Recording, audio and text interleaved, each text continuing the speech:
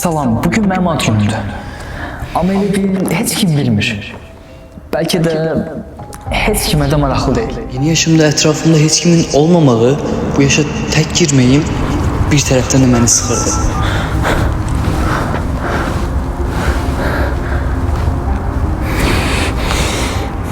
O an heç kim telefonumu açmadı. Ve bir anda gözlemediğim bir şey oldu.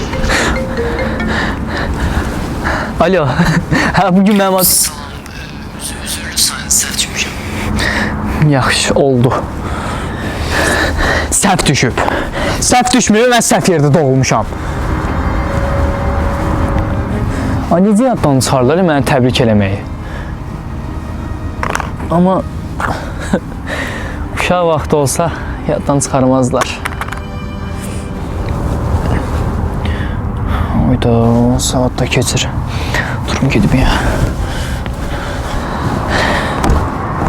Sibil yenə xarab oldu. Bagajın bağlanmamağından narahat olmayıp maşına oturdum.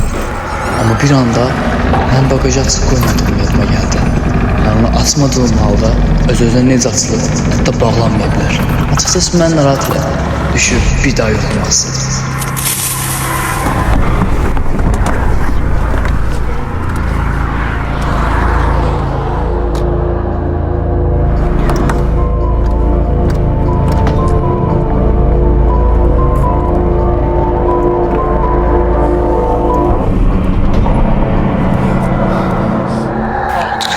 Alo.